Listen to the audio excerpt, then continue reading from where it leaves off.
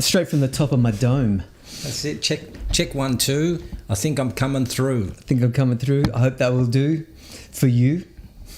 I think we're live. Oh, okay. Well, I think we're recording anyway. Cool. Hey, mate, it's good to see you. Let me put you on the screen because I love these screens here. Remember, what were my buttons again? 145? No, 547. 547, sure. 5, 4. They're all numbers. Here we go. We are now on dual screen. Chris Burton, good to see you again. G-Man, good to see you too, It's been as a always. long time.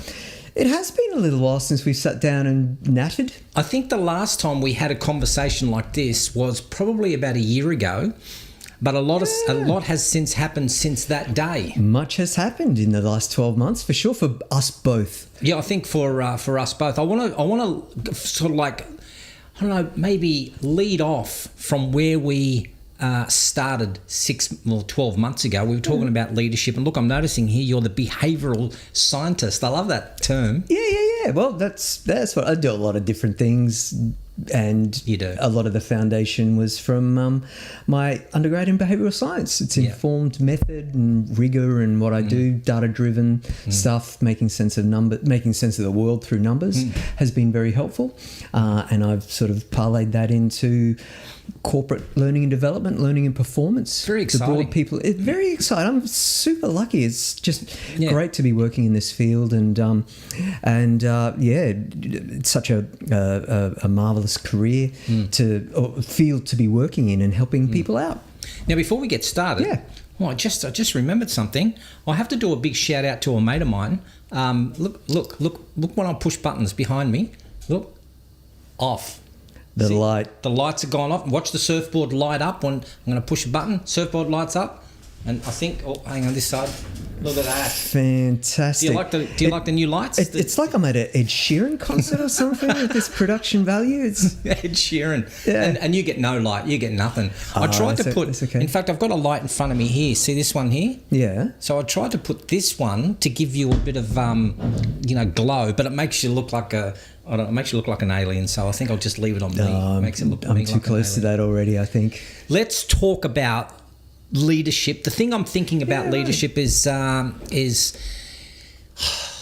don't think the impact of people who are training in leadership sometimes translates back in the workplace, and certainly probably doesn't translate back into society. So I want to get your thinking, your feeling, your understanding about what's going on. Why do you think it's not working? And I think you've got a model that you want to show me that might make some sense. So let's start with that. The question I have for you, Chris, is from my perspective, I don't think the leadership training that you and I do is having an impact back in the workplace where the transfer of the learning is actually being measured in. You're thinking spot on. Yeah, you are spot on, Okay. G-Man. It is. We were talking about how great it is, and it's fascinating and interesting and humanistic, and it needs to have an impact on performance of organizer in corporate life. There needs to be a discernible impact on the organisation, and that's delivered through impact. For a lot of other training around hard skills, we know we can measure it a little bit more easily than we can with the impact of leadership. And so that's part of the challenge here is what are the skills, competencies, knowledge that leaders need to have to be effective leaders. You mentioned not only at work but in society, the idea that we need to see that impact. And a lot of the training that we do, for example, will focus on a lot of coaching, for example, is on self and self-awareness and that sort of stuff. What is the thinking beneath my behaviour, and how does that translate? We've also got a lot of other leadership competencies we need to teach, like the big thinking and small thinking and strategic stuff. So there's a lot of competencies that we need to focus on. But when we prioritise them, and when as a leader, I've only got so much time to dedicate to my leadership development with everything else going on. So I need to be engaged in my learning pathway as a leader. Yeah. You talked a little bit about those competencies. I think generally, you're a little bit like me. I think back in the day, we used to get the flip chart out. some of the millennials don't even know what a flip chart is anymore. The butcher's paper. And we used to write down, so what are the key ingredients to be a great leader? There was all those things about listening skills and being able to adapt and compassion and understanding, being able to have writing skills, discipline, all that sort of stuff we used to write up. Yeah. So when a person actually writes all those things down, do you think that they're actually taking that on board and going, yeah, they're the things that I need? Or is this just a tick and flick, which is I've done my course. Yeah. Chris has given me all the information that I needed. I sat in the room with Chris for an hour, so I'm done. And I meet the requirements for my training development. So I'm good to go. Thank you. What's next? Yeah. Well, that good distinction between training and learning, that if I'm ticking a box and just doing it, and that's valid for scaled learning, things like compliance, a lot of the stuff that we have to do, it's invariable that's going to happen. However, leadership development needs to be more individualized, and the learner needs to be engaged, and by giving them not only the things that they need, but building on their strengths and building on the things that they're interested in. Even if there was only going to be 3 things, think about what do you need in your job as a leader out of a dozen different competencies we could focus on. What does feedback suggest? What does data suggest you need to build some skills on? What are your strengths, and how can you elevate them? But then also, what are you interested in? Is there something that you would be interested in learning, and just have those 3, and you've gone from a dozen things to 3 things to focus on that the coach or the L&D learning and performance team can support you with by providing the resources, help you curate it. One of the things these days with the great technology we have, the great amount of information we have, is that individuals can curate their own learning very, very easily. We've got the technology to get so much content. If I'm able to just isolate a few things, I can find courses on them very easily, and there might be MBAs, there might be formal diplomas, whatever, but I can watch YouTube for an hour and get a starter on things. I can this idea of a personal learning cloud, where I can have my own portal. I can maybe link that with other people. These are just the sort of platforms that we've got available to self-direct learning. I was just talking to you about a friend of ours who's going to a conference today. Yeah. Okay, and she's heading out, and she said the disappointment is that this conference is probably going to be based around a lot of leadership qualities. So people turn up, learn some new ways to develop some good skills in leaders. The issue that she had was that she said, Gerald, I don't know about what's going on and what's happening, but only like 22 people have turned up. This is a conference. This isn't a training course. It's a conference, like a symposium. Yeah. And only 22 people. And of those 22 people, 7 people are going to be the speakers. So what's going on, Chris? What's happening? Well, on the upside, you got a couple of dozen people who are interested in this, and some committed individuals. It might be scheduling. Brisbane is such a mansion here, is so beautiful. Maybe they just want to be outdoors and enjoying the sunshine at the moment. Perhaps it is reflective of the amount of different approaches, when they're talking about what is a good leader, and maybe that's one of the benefits of these inner development goals, is that we know there's a million ways of looking at leadership, and there's thousands of frameworks and so on. And so what the inner development goals do is just, based on really good research, consultation and evidence, what are some of the key things that are universal when it comes to leaders. Organisations everywhere are going to say, well, context is king when it comes to leadership, and you need to understand our context is special and different. And so you'll see generic leadership frameworks tweaked for that specific organisation.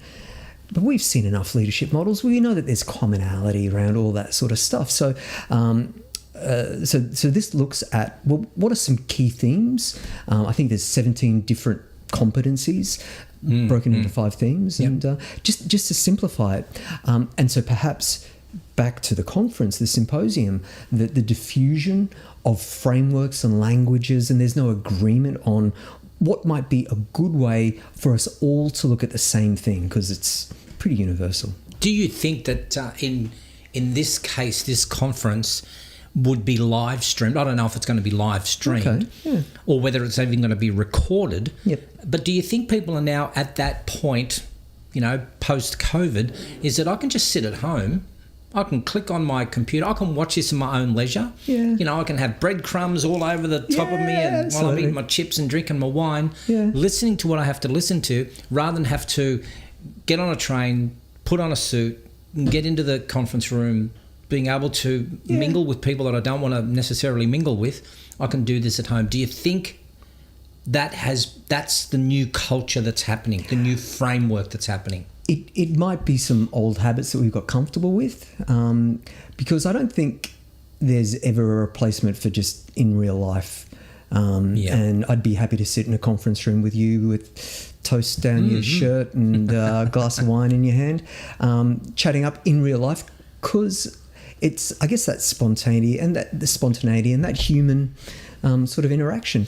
I think that the 22 people that are there will enjoy that rich connection, whatever, that you can only get face to face. It's interesting how I took a situation and I put a negative spin on it, and you took the situation and you put a positive spin on it by saying, well, there's 22 people there that's going to enjoy the conference, facilitators, trainers, speakers, and as well as, the natural audience. And here I'm going is, what a disappointment, only 22 people. But you're absolutely right, isn't it? Yeah. Well, although your perspective reinforces the commercial realities of these sorts of things.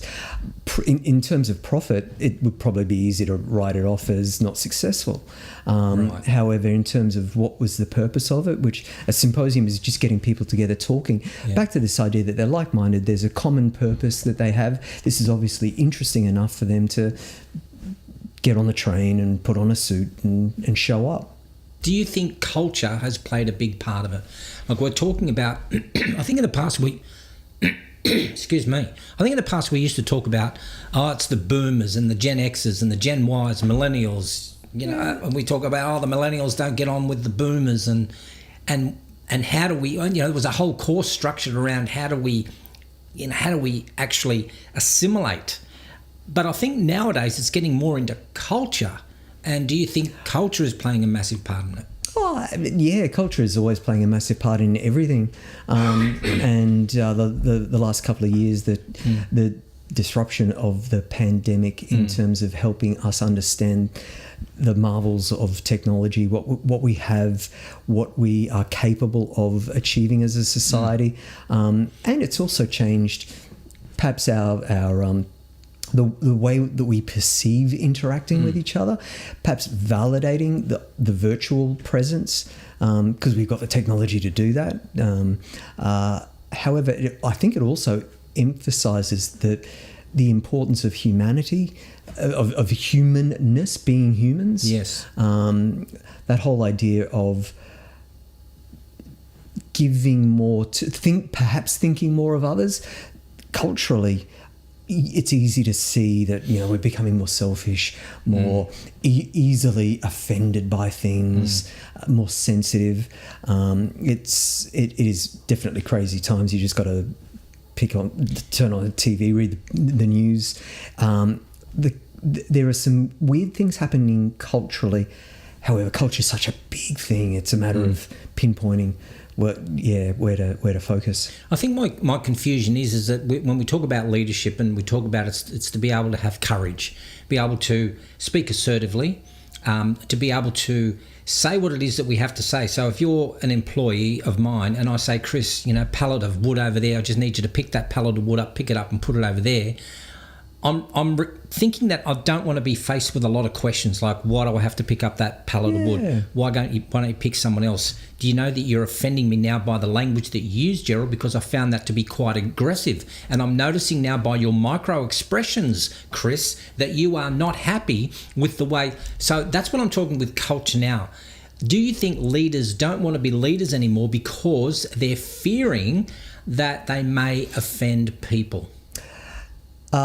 Yes, that is part of the terrain. Fear is a big thing in general. And you're calling out courage is just such an interesting thing, because you're right. Courage is expressed in different ways with the case you're looking at. For me to be confident enough that my intentions behind the instruction that I'm giving are just to get the job done. Yes. My colleague's interpretation that I'm being aggressive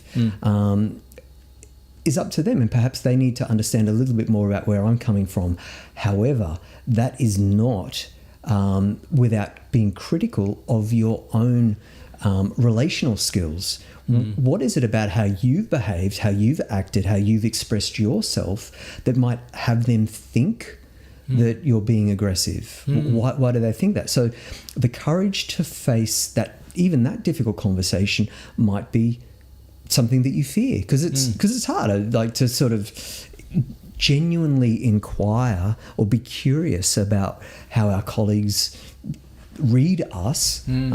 It's just not always an easy thing. In corporate life, we sort of relegate that to a pretty unimportant task. We've just got to get that palette stacked. That's it. All this EQ stuff, it's crap, psychobabble, whatever. So it doesn't become a priority. Because you mentioned something, I think just in conversation before we started, you said offence is taken, not given. Is that? Oh, you've got to be complicit in being offended. So basically, your thoughts and how you feel about something should be no concern of mine. I'm happy enough in my position that I'm not threatened. I don't fear what you have to say. I might have an automatic reaction or a neurophysiological reaction to what I'm reading as aggression, and your micro gestures and all of that sort of stuff. That is going to create a physiological response where my breathing heightens. It might be that you're reminding me of other colleagues I've worked with or other people that I've not got on with, and whenever they did that, it was a trigger. So this idea of knowing your triggers, so that when you have that physiological reaction, you can keep that in check. I'm breathing heavily. I'm getting up. I'm getting aggravated, agitated. I might be prone to being a bit sensitive. So for me to think about that before laying it on you, that you're offending me just simply because your idea is different to mine. I had a woman that I was talking to not long ago. I interviewed her, and her name's Mary McGuinness, and she's right in the space of the MBTI, the Myers-Briggs type indicator. Now, you were in the similar sort of a space there. Jungian stuff is helpful, really helpful. Part of that was that if I understand your behaviour, or I understand your personality kind of thing and your preferences, then I need to maybe shift my way of communicating to you to suit you. That's a part of it, isn't it? Yeah, that's a pretty useful skill of relating with other people. To relate. Yeah, exactly. But then does that make me submissive? Does that make me, like, at all stages Chris likes me to be really polite and gentle and genuine towards him, so I've got to be polite, gentle, but that means I'm giving up a part of who I am to satisfy your needs. But that would be in the difference of maybe supplier-customer relationship. Yeah. Is that if I'm a customer and you're you're the supplier, I'm going to have to be going, I want what I want, and then you as the supplier would have to think, well, if I don't kind of like listen to how Gerald communicates, I'm going to lose business here.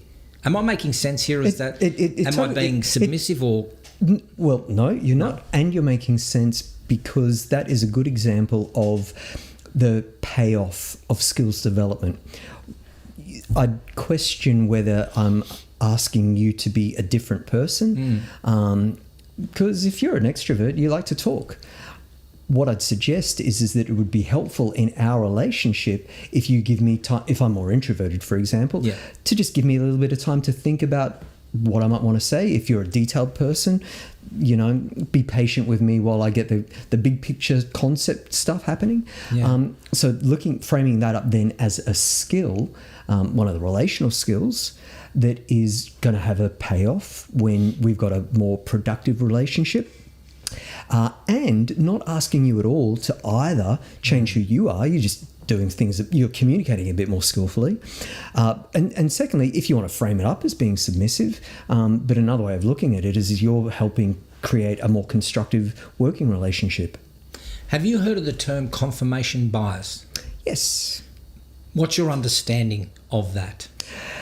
one of lots and lots of different biases that we know of. The idea of confirmation bias. I think that we are going to seek responses that confirm what our version of the truth is. More often than not, we get stuck in that. It becomes a distortion. Very much so. I went to a conference. I was the MC at that conference, and there was a speaker talking about confirmation bias and was asking everyone in the room to be a little bit more aware of their biases. Totally. So, for example, Chris turns up in a collar and a tie, with a shirt. Gerald turns up in a T-shirt. The confirmation bias that I have is that Chris is more professional than what Gerald is, and so I need to now be aware of my biases. Absolutely. So... But is that just Chris likes wearing a shirt, Gerald likes wearing a T-shirt? Let's just talk. Yeah, it's much more the latter. Looking at it simply, and back to culture, we make so many assumptions, and all the biases that come in based on what you're wearing, who you are, what you look like. Basically, your appearance is going to be giving me all these stereotypes, or that's it. Yeah, whatever I've got, and if I'm not careful, I'll be locked into that and all of the effects that come with that sort of bias. But what's wrong with the stereotype? What's wrong with me stereotyping that, I look at Chris in a shirt and a tie and I'm going, this guy's a corporate guy. That's a stereotype. You might not be, but it may be just, and you look at me and you go, oh, well, Gerald's wearing a North Pole motorcycle club. Oh, he's a bikie. Yeah. So it's just, it doesn't mean that we're different. It just means that we have these ways that define who we are, and should we change that? Well, yes, we should, because we should. Because we need to accept that we're all different, because it defines my perceptions of you, whether they're right or wrong, will define in my mind who you are for me. Okay, let me just see if I understand that. So what you're saying, I sound like that woman on that interview to Jordan Peterson who kept saying, so what you're saying, I just went, my ADD just kicked in. That's all good. So what you're saying is that the next time that we meet, I should be wearing a shirt.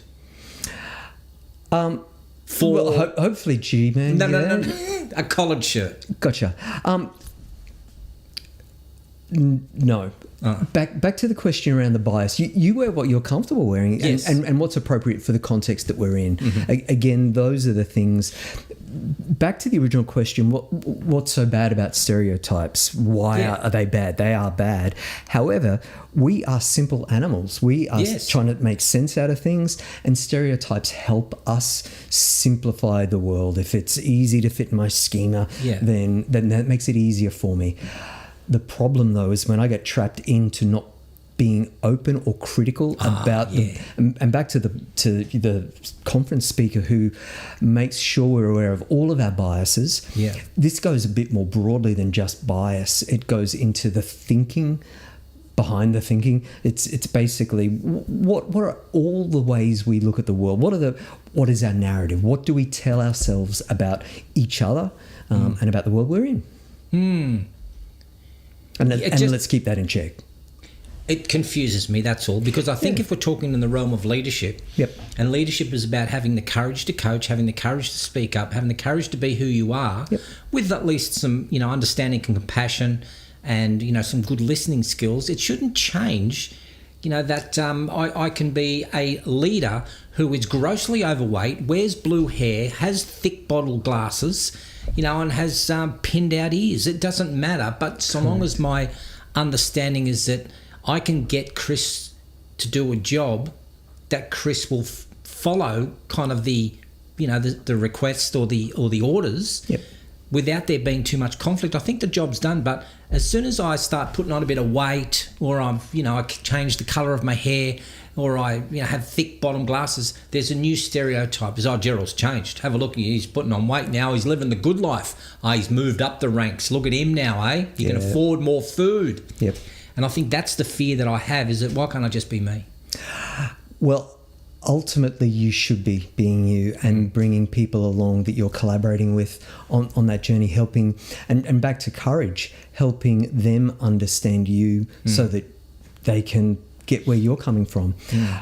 without question, that's in simplicity, isn't it? And also very aspirational. I mean, the reality is that sometimes the pallet's just got to get moved. We're not in the type of workspace that affords us. That's so true. It's so true. It's like, Chris, fuck's sake, mate, just move the pallets. Yeah, we just need them from there to there. Yeah, we don't need a thesis. Yeah, and this is the thing. It's about apportioning corporate budget to this, remembering as well that the sort of leadership development that we're often talking about, and if we're using instrumentation and doing really quite formal stuff, that tends to be the top 20%, 30, 40, depending on the organisation. And this needs to be liberated. This needs to be sent as far out through the organisation as possible. So back to the idea of the more people that can be self-directing this sort of stuff, the better it is. Now you sent me something that I think I want to have a look at. If it's okay, can we bring this up? Yeah, it's a little model. Sure. You showed it to me and I went, I don't know what you're talking about. Well, perhaps to give it a little bit of context, the inner development goals. This is it, inner development goals. Yeah. So it's got some wonderful colours, and I should tell them, whoever wrote this up should not do white on grey. Well, design aside, perhaps the context of it, the theoretical founder, the origins of this. Now, you might have heard of the United Nations Sustainable Development Goals, the SDGs. Yes. Yeah. So earlier this millennia, this century, it was a very aspirational thing to say, well, what does the world need? Okay, but in 2030, what will we aspire to as a globe? And 17 different things, like basically let's end poverty, let's end hunger, things like trust in institutions needs to change. We need to have infrastructure, a lot of the ecological stuff. So basically 17 different sustainable development goals. Now, that was introduced, I think, 2015 and around then, and it was and goes through formal reviews and how are we tracking. And in the same way we were talking about leadership development not really delivering what it needs to, the world wasn't making as good enough progress, and so they looked into that. And one of the things being, well, what is impeding these large-scale social changes in thinking and culture, and identified that leadership at all levels is going to be an important part of it. Right. So looking at developing leadership competencies as an enabler of world-scale change. Okay, so let's talk about this. Let's not talk about it was the United Nations, wasn't it? Well, corrected to the SDGs, these inner development goals are developed by a separate, I'm pretty sure it's a non-profit organisation comprised of great researchers. All of this is just based on massive amounts of research, evidence-based studies, the best thinkers in leadership, and lots of consultation. It's a program that is developed, that is provided with support materials for teachers to make it as easy as possible to disseminate this. And for anyone, I mean, you could go on this afternoon, pick a couple of topic areas that you feel you might need to work on, and start today. So let's have a look at this. You said in this here that we should start with number 5. Well, only because it's relevant to this whole idea of why does leadership development fail to deliver the results for organisations. So let me have a look at that. It says enabling acting. So it's enabling change. We need courage, creativity, optimism, and is that perseverance? Perseverance. Okay. Why?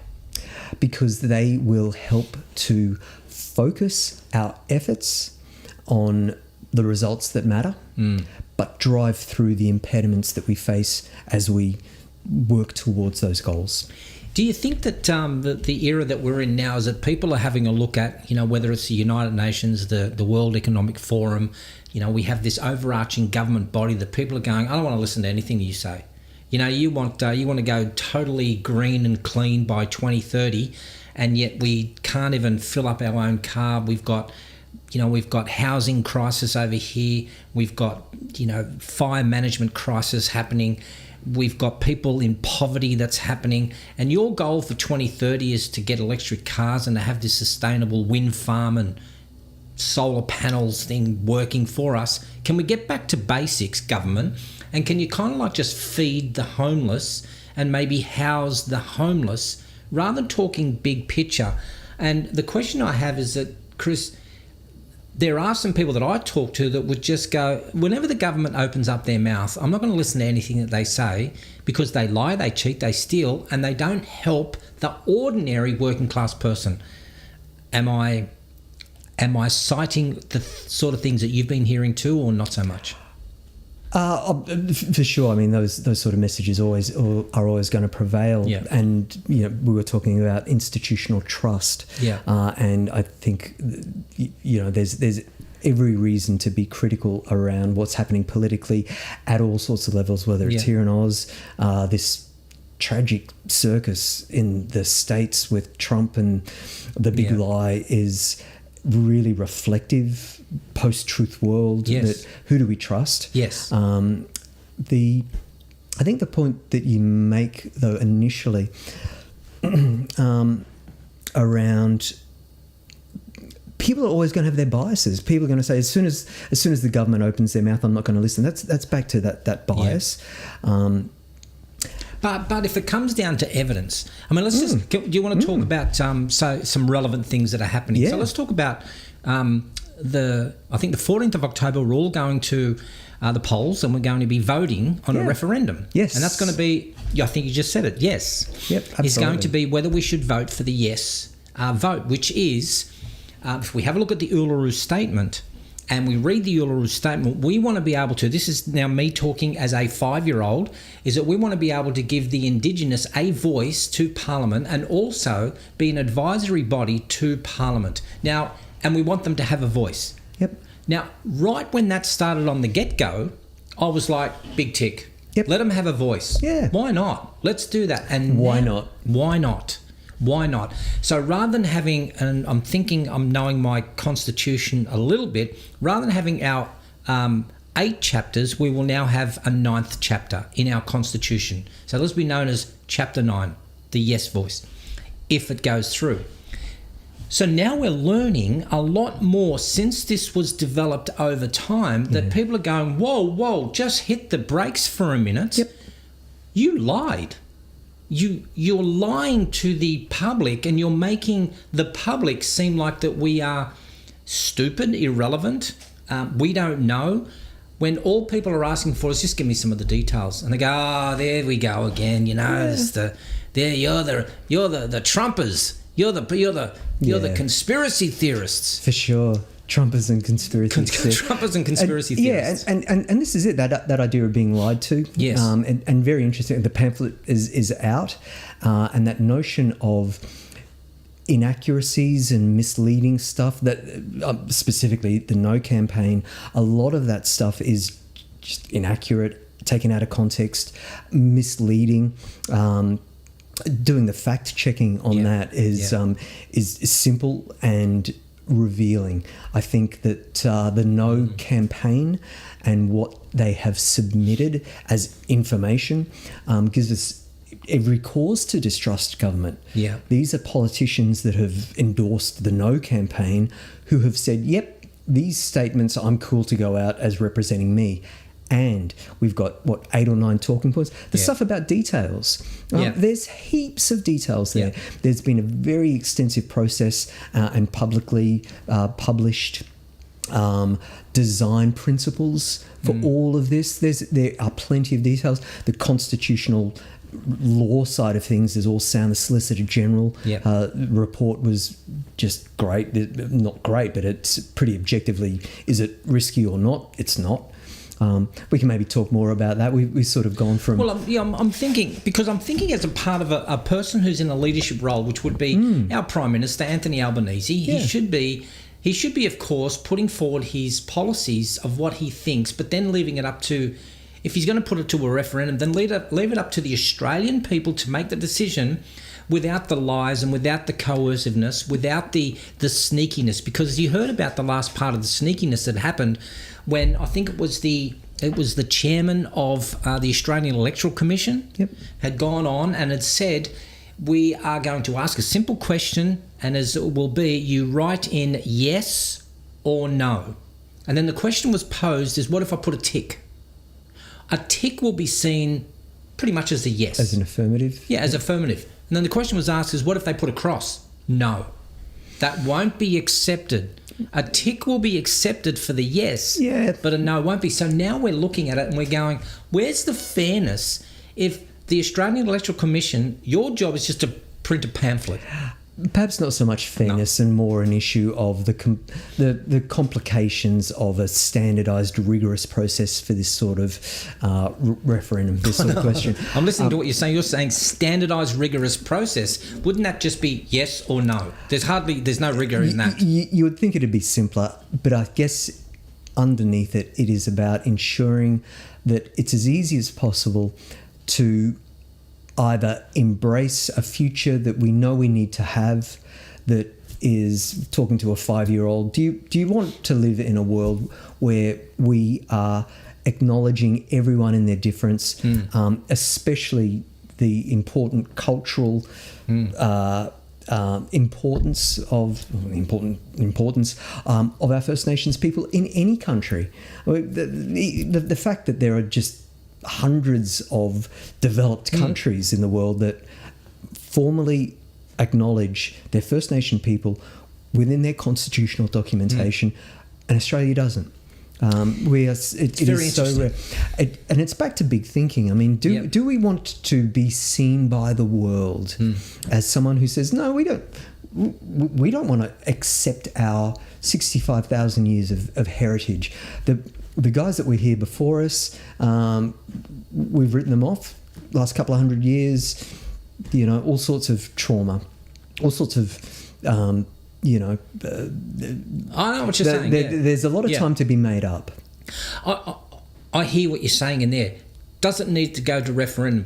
This could happen tomorrow. Oh, yeah. Like, seriously, they could just stand up in Parliament and they could just go, you know what, forget about the referendum. What we're going to do is we're just going to acknowledge our First Nations. And I'm going to put it up on a plaque, and I'll put it next to Wally Lewis, the Matildas, and we'll have a plaque at Suncorp Stadium acknowledging our First Nations. I had a dig at the Matildas just then. Yep, very good. Notice, thank you. They came fourth, by the way. Good on them. Yeah, I know. Yep. And now they're ranked number 11 in the world. There you go. They've gone down. Anyway. Oh, have they? Oh, I didn't. Yes. They were foregoing it. Okay, yeah. Anyway. Sports ball. That's my ADD kicked in again. Yep. But what I'm saying is that this could be acknowledged tomorrow. So what's then the question that Australians are asking, and I'm asking, is that why the Constitution? Why in the Constitution when we have 3,000 people already who are part of the NIAA, is it the National Indigenous Association of Australia? So we got that group there. Yeah. We had ATSIC. We had so many groups. Yep. Why do we need another one? And all I'm doing is I'm asking the questions that people are asking me. I'm going, I don't know. Yeah, because the Constitution acts as an overarching document that helps shape culture thinking, helps us define what do we describe as being important in the Australian value set, for example. Obviously, I'm not a constitutional expert in what it's doing.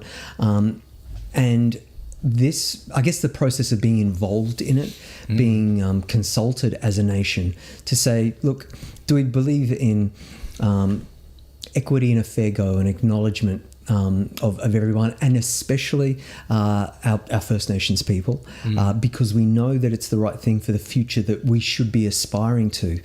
Or do we just want to stay where things are? Are we fearful of changes? And back to organisations, that fear of change, what it's going to mean for me, all of the doom and gloom about what it could be and what I might lose out on, what's going to be out of my back pocket. So I think the fear mongering is always an easy place to start with that no vote. That whole idea that if I think about it in individual terms, for me here and now, it might change things, and I'm fearful. Even that whole idea that part of the no campaign is, if you don't know, vote no. Yeah. I think that's deplorable. If you don't know, find out an answer. You were saying, why not? Yeah. I'm open to be convinced why I should vote no. I've heard nothing that's compelling that would be more about a fear for moving from the status quo and the comfort of how I know it is now, with all of its downside, compared to some sort of hope, optimism, courage, that a future that we need to have is just simply saying yes. I love it how you say there's a couple of things I want to point out, or maybe just ask you questions on, which is, if you don't know, find out. When we try to find out, we've been, I'm saying like it's we. Post-truth. I'm part of the no campaign. I'm not part of any campaign. Yep. I want to find out, but it's really hard when they say the Uluru Statement is 1 page and then they find out it's 26 pages and probably 28 pages, but we know it's not, because it's all about the dialogue that had happened. Yep, and that's where you can fast track that through things like fact checking. Yes, like there's fact checking services. There's plenty of them. We're not talking about the RMIT fact checkers, who have just been debunked as being fact checkers because they've now been taken off as a fact checker because they've been by who? Well, by Facebook themselves. Facebook have now turned around and have used them as a fact checker, and have just gone, they're actually not doing their job to the way that fact checking is, and I think that's what the fear is. As soon as we have, and Chris, if we have a person who is a body who is fact checking, what are they checking? Like when you and I would have a look at the veracity of the claims in the No campaign. I think that's it. Yeah, that's a bias. Well, that's their job as fact checkers. I'd be very interested in what Zuckerberg is thinking. That RMIT fact checking service is a pretty well credentialed and. It's certainly in Australia. Specifically, the conversation is where I picked them up from, and my read is that they're a pretty reliable source. There are, and I mentioned that they're just one. There are several, and so just do various things. What they're doing is looking at each of the claims from yes and no.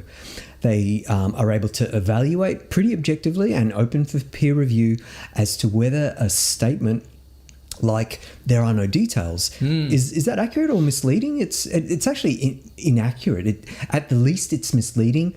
At the worst, it's inaccurate because you mentioned there are loads and loads of stuff about the details. There are lots of different models that are used around the world. Even in Australia, South Australia has got quite a working advisory council that's similar. Tasmania, I think, have done good things in various other advisory bodies. So there's lots of models around that can be used. Things like the level of divisiveness and the amount of activism that's going to occur. They've checked whether or not those claims are accurate or not. Why is this so divisive? Like it's really divisive. We have got this camp of yes, and we've got a camp of no. Yeah. And that's not the way that Australians are supposed to be. It's kind of like we've opened up our gates and we've said, come on in, we are one, we are many. Yeah. And now there's this battle between, you go down the street and you see somebody on their front lawn has got, vote no, and there's egg splatters on them, and the same as you see vote. That's being very divisive. Yeah. Like we're separating. Well, it's the ultimate sort of, polarization. You're either for it or you're not. And whether it's marriage referendums, whether it's anything that starts to open up some of our fears around, these are big things for me. This is the way that I think of the world. I'm being asked to challenge that and possibly risk moving this life that I know, and what my life should be. This is changing that. It's scary. Is there a difference to you between equality and equity? Yeah, for sure. Equality is basically treating everyone the same. Equity is more treating people based on individual needs. It's basically a fair go. Equity is acknowledging that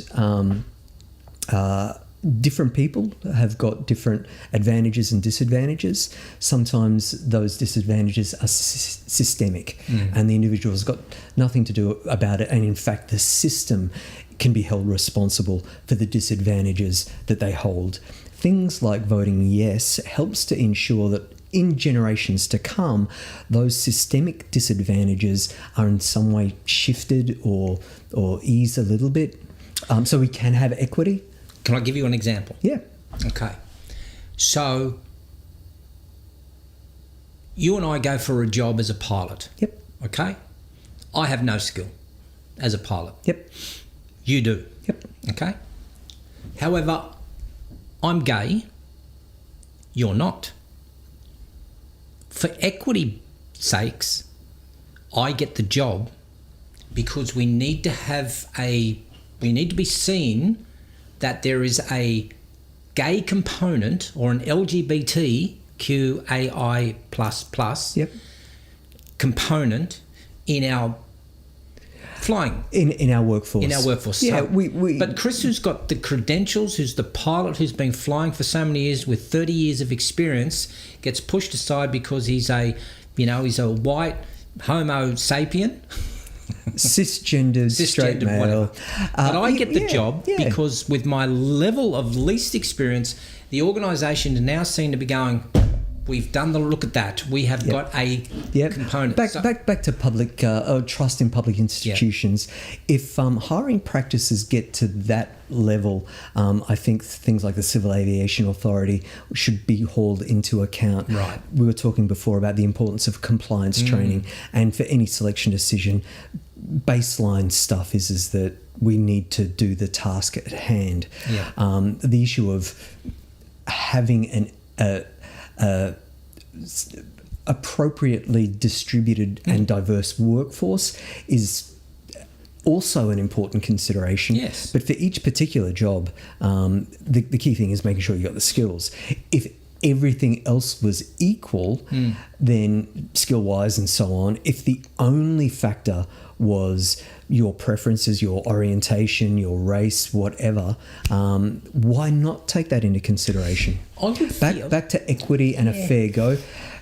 I get that. Yeah. And also the values of the organisation. Let me just speak as a gay man. Yep. Okay? Yep. I would feel that I didn't deserve the position because Imposter syndrome? Yeah. Imposter syndrome, because they're only employing me because I'm gay. That's not because I've got the skills. You actually didn't employ me, but you said because of your ESI scores. Yeah.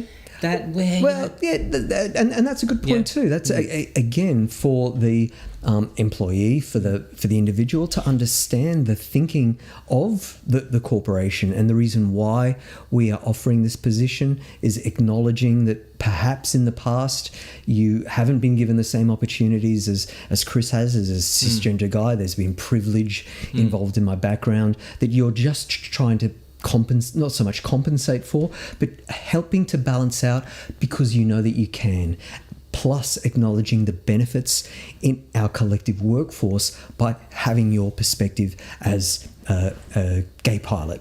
Where did you get all your knowledge from? Where did that come from? Like because knowledge comes from a lot of areas. It comes from your parents, your background, your history, your culture, the social group that you grew up on, your schooling, of course, and then college or university after that. Apart from all that, where do you get your knowledge from? Where do you get your information from? Just people, listening, reading. Like things like this, for example? I guess I mean, we're focusing on an area that we're interested in. So this is just, I guess, stuff that I find interesting and sort of. And I wonder for me, I wonder when a person gets then we're talking about biases here. When a person gets their information, that's it. That's the information that I have. Yeah, you've got to always be learning. Yeah. Information changes. Have you heard of the ladder of inference? Yeah. Do you remember that from way back in the day? Yeah, absolutely. My understanding of the ladder of inference is I've been given a whole bunch of data. Yep.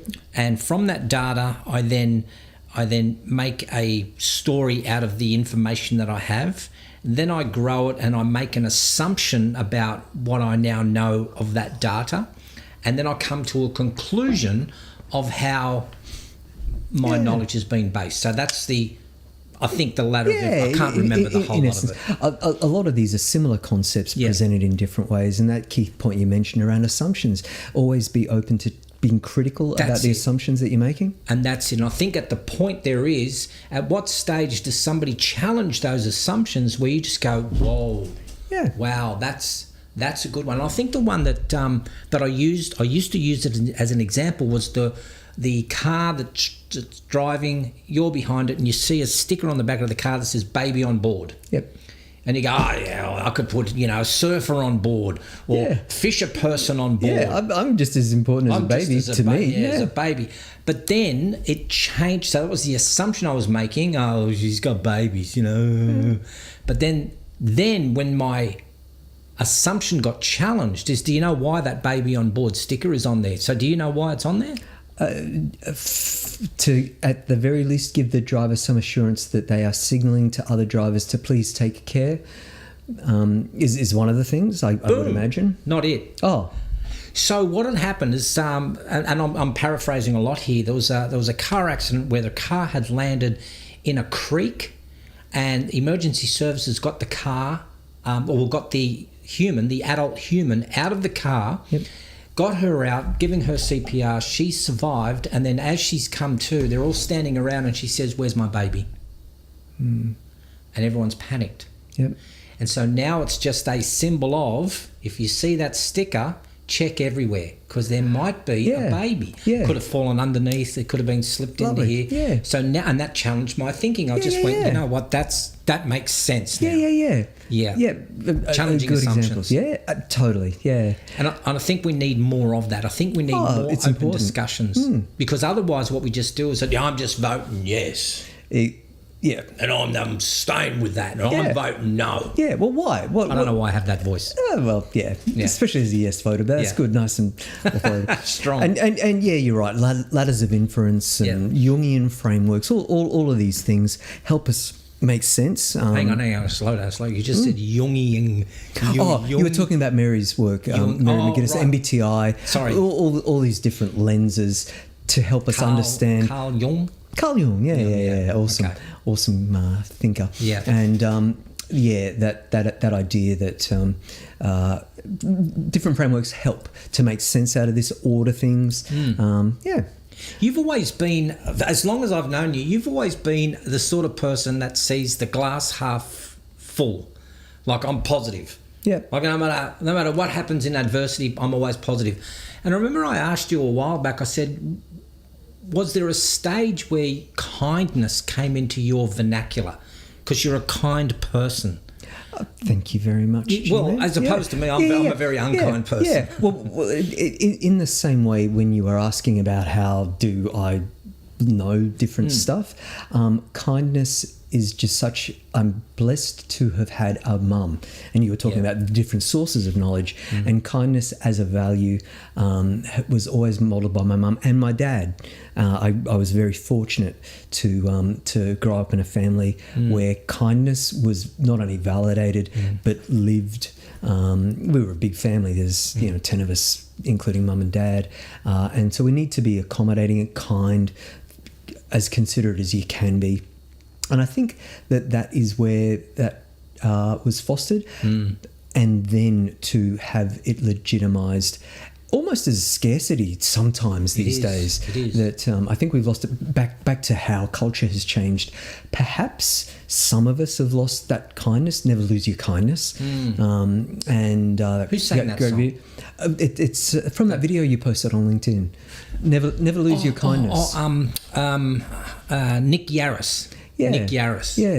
That basically shit happens to us all. Be mindful of what you complain about. You should never really be heard complaining, even to yourself. That's a stoic stuff. Anyway, thank you. Kindness, I think, is a pretty important thing. It's a good virtue, isn't it? It is a good virtue. There was the Australian Institute of Management, big plug to the Australian Institute of Management, put out a book which was the 7 virtues of leadership. Yeah. Do you ever remember that? Not specifically. AAM do great work. While we're doing shout-outs, the Institute of Learning and Performance. Yes. Another fantastic institution. Congrats to Kerry for great work and handing the reins over. It's Nicole Grundy. A great future there. It was marvellous. Yeah. One of the things that was in the 7 virtues of Australian leadership, and I know it off by heart because the acronym was WHICH, WHICH, PC. So let me see if I remember it. Wisdom, humility, integrity, courage, humour, passion, compassion. Lovely. Thank you. Yeah. My memory. But kindness wasn't in there. Well, perhaps that falls into wisdom. Who knows? You could probably... compassion. Compassion, in practice, I mean, that's a good point, that those virtues, listing them out, is quite helpful. We were looking at the development goals, and some of those actions are actually they're closer aligned to values or virtues, courage, optimism, perseverance, those things that we were looking at. They actually align quite nicely to, or reflect in some way, the Stoic virtues. Before we get onto that, leadership books about power. Recently read the 48 Laws of Power. Whoa. Very, very interesting. It's seriously, 48 Laws of Power. It's a bit of a summation of things like Sun Tzu and Machiavelli. Some of it is about the realities of the dark side of politics of power. We won't worry about that going into that, but we can certainly look back at the IDG if you wanted to look at those values for getting things into action. I want to have a look at that because we only just touched on it. There's so much here to go through. Yeah. Oh, so just very quickly, that key thing about acting is about getting results. Yes. Doing that courageously, thinking creatively, collaborating, and social skills. That's the area that I've worked with a lot with teamwork, Majerus and McCann. That stuff was great. Understanding difference, all of that stuff that you looked at, where we've got to understand what our differences mean for how we collaborate. So there's that. A few skills there. There's the relational skills, the EQ stuff that we were talking about before. There's a few of them that go into detail. There is also the idea of cognitive skills within that framework, that IgG framework. These are things like dealing with complexity, a lot of the technical skills. Some of the stuff, depending on the thinking level, whether it's MBA programs or the type of executive skills we would often think about in standard leadership that are relevant at any level of leadership. Can I ask you, is it possible for somebody to learn to be a little bit more kind? Yep. Because I would think, as a virtue... I'd argue that it's possible for anyone to learn anything that they want to learn about. So you've got to motivate them to want to see the merits in kindness and to want to be kinder. Hypothetically, let's just say G-Man wants to be more kind. Yep. Right? I just want to be more kind. Yeah. But I keep getting pulled back into being an unkind person. Yeah. Meaning, if I see an old person trip over, I'll laugh. Yeah. Rather than walking over and going, hey, are you okay? By the way, that's not true. I would, of course, for sure. help. Yeah. But is it, I know it's maybe a rhetorical, because you've answered the question, yes, if you are motivated enough to want to learn to be kind, you will be kind. But what if there is that universal force that says, don't be kind? Then you have. Then we've got a problem. Yeah, what you're describing is exactly what happens in coaching. That's it is about what is it in you that is reinforcing that narrative, because it's only you stopping yourself from being kind. You acknowledge that there might be some benefits. You see that there could be some skills that you can learn. So it's a matter of digging just a little bit deeper into what are you telling yourself about what's wrong with being kind. We were working backwards through those 5 themes. The starting theme is about being. Hang on, let me just bring that up then. Yeah. Okay. Oh, here we go. Being. This falls into basically what coaches talk about primarily. Yeah. The idea of an inner compass. What is it about where you're coming from, how you think and what you prioritize, what you value, that is saying, well, there's an issue with kindness. So you and I in a coaching process would work through your underlying thinking about what are the things that are important to you. What, in terms of, is it more important for you to just make sure you keep your job, maintain your salary from fear of losing the economic, financial stability that this income affords you? Or is it that you fear being seen as the bad guy, or as not as a good guy, or not as a strong guy by being kind? What do you tell yourself about that? Or is it that you want to serve the world in some way that is achieving something that's more important for you, like a group goal that we can all agree on, moving all those pallets from here to here will just be intrinsically rewarding because we'll have the job done, and it will make the world a slightly better place because it's cleaner, whatever, more efficient. So it's more about you getting in touch for that first point, with the inner compass. What are the things that are important to you, the values and so on, and to what extent do they align or differ from the other folk I'm working with? It makes so much sense when you say it the way that you do. Oh, let's go to number 2 there. Thinking, cognitive skills. So critical thinking. What's that? Complexity awareness? Yeah. Wow. Yeah. Perspective skills. That's about the assumption stuff. Would include that. And long-term orientation and visioning. Both as a strategic tool for typically in an organisation, we need to be thinking, we have to have some sort of forward-thinking, strategic thinking that encompasses a long time frame, although often it's only a few years, but at least it allows us to put the pieces in place to establish the moves. If we're thinking institutionally, it's got to be longer term. If we're thinking UN, it's obviously much longer term. So using that as a device or as an area of competency that it will be helpful for us to have skills in. I think there was one more, wasn't there, on this list here? Because I like going through these things. Number 3, relating, caring for others and the world. Yeah, absolutely. Who wrote this? The Committee of the Inner Development Goals. Who are they? It's a consortium, a large group of people representing academics, leading management, Peter Senge, that sort of stuff. It's basically some of the foremost management thinkers and leadership thinkers. I don't know the specifics, but in general, the latest thought leaders in academia, in recognised academia, basically the right people to be framing this up. So if I have a look at that list there, I mean, when I have a look at, being, thinking, relating, collaborating, and acting, they seem like they're not that hard to achieve. So what's our barrier? What's stopping people from going, why don't we just follow this little simple model? Patterns of thought, culture, that sort of stuff. Even that starting point around being, it's challenging. Back to it is hard and time intensive as well. I think, especially in corporate life, we have other more pressing priorities, operational priorities, and so on.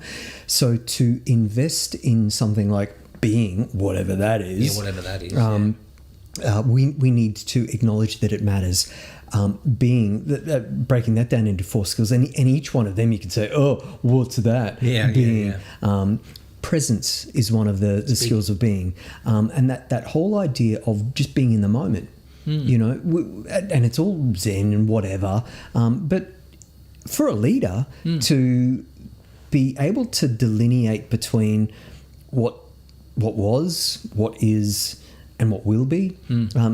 Notion of presence, not only just executive presence, and that's a slightly different thing. We talk about wearing the suit and tie and commanding posture or whatever, and that idea of presence is about being in the present, seeing what is for what it is, hopefully as clear as possible of assumptions and biases, at the very least being aware of what my assumptions and biases might be, looking at what was and accepting, well, that was the past. We were talking before about how things change. You might have a beard today and not last week. So things change. And then looking forward to what will be. because that's going to happen. What will be will be. We've got some control. Absolutely, yeah, you got it. So we might have some control over that. We might have some influence over it, and more often than not, we don't have any control over it anyway. What we get caught up on, though, is what I think it should be. Because that's the way it was, and that's the way it should be in the future. And if it's not like that, then that's a problem. I should be afraid of that. Or we get caught up into what it could be, and that's great if I'm really optimistic and it could be fantastic, and or it could be not all that optimistic and it could be terrible. Yeah. In fact, it's probably going to be terrible. So the idea of presence, living in the moment. I love that. Yeah. I love that. It's when I came and visit you, I think it was just a couple of weeks ago. Yeah. I met your children. Okay, you got two children. Yep. An 18-year-old and a 20-year-old, or 19 and 20. Yeah, 18 and 20. 18 and 20. One of the things that we speak about in leadership is what is the legacy you want to leave behind? Make a change here. Have a street name. Maybe have a town name after you. The Hins Dam. Yep. Or the G-Man Way. Doesn't Steve Irwin have the Steve Irwin way? Absolutely. The Steve Irwin way. Yeah, absolutely. And who was the footballer? What's his name? He's got all the way up to Ipswich, up to Toowoomba. He's got Darren Lockyer. The Lockyer Valley. Well, I think that was their way before him. Yeah. But he's got the Lockyer Highway or something. Yeah. Is there a legacy that Chris Burton wants to leave behind? I guess we all want to leave behind a legacy. I guess what I'm leaving, what I'd hope to work towards is kind, compassionate kids, having that have peace, happiness, and love. Basically, that sort of just the usual. Happiness is, I guess, the goal for everyone. My kids make me happy, and I hope they're happy. I guess that's part of the legacy. It was interesting. I'm catching up with Cleo, a friend back in the Majerus and McCann days. Right. And we did an exercise. Do you know where you got to do your life motto? Yeah. And yes. Just in the work. That's not what would you want written on your tombstone. Yeah, no. It's okay. Everyone's got 3 minutes. You got to come up with your life motto. Whatever that. Yeah. And I remember coming up at the time with I've never wanted to set the world on fire, but I want to make it a warmer place. Ooh. And so just to leave behind a warmer world and a kinder world is hopefully a legacy that... So you're responsible. You're responsible for global warming. Global boiling now. You're the responsible. I don't want to put it on fire. We are all responsible for global warming. We know this. The science is pretty clear on that. It's interesting. Yeah. Chris, I love having a chat with you because it's one of those things where I would do with we would sit at the pub and we would just have a beer or a couple of whiskeys and we would just chew the fat like we did at your place the other day with Mark, our barber, Mark. He gives a good cut. He does indeed. Good beard trim. Good beard trim. He gives all shout out to Mark. George's in the Grove. George is in the Grove. So Mark, it's George's barber, but his name's Mark, and you didn't want to change it to Mark's barber. Yeah, the goodwill that good George left behind is or established is there. I remember getting my hair cut with by George. We should carry this on because we've gone so much over time, but we should carry this on. And cool. I think we should do this again. So let's plan. Let's just plan a month ahead. Let's catch up again. No, I think we should do something. I just want to. It's always a pleasure, G-Man. I want to pull the knowledge out of your head because there's so much in there. All yours. It's the questions you ask. You're calling the shots, man. I'm not calling anything. I'm just sitting here drinking. Well, I've got coffee. I don't know what's in yours. Yeah. You've got something else. Sugar. What were the numbers again? 5, 4, 7. I think number 5 is me. Yay. Chris, thanks very much for. I want to put us both on. Thanks very much for just spending some time with me again and enjoy and making compliments about my coffee drink. Because it's good coffee. It's warranted. Good coffee. Yeah. Thanks, mate. G-Man, thank you for your invitation and for your great questions, your time, and you. It's our thing, and I want to thank everyone for joining us here today. No doubt, leave a comment if you want to hear more from Chris. Just let us know some of those tougher questions that you got for Chris. I'm sure he'll be able to philosophize. Is that a word? Philosophize? Yeah, sure. on You just said it. and I love my lights behind me. I think I might need to move my surfboard a little bit further over so it looks Yeah. kind of sweet. Work out the branding deal before you promote to anyone's logo, though. So. Oh, yeah, we'll do that. Yep. Thanks, mate. Thanks, mate. We'll see you again, eh? Yep. Take it easy. Bye, everyone. Bye. How do I stop this thing? Let's try.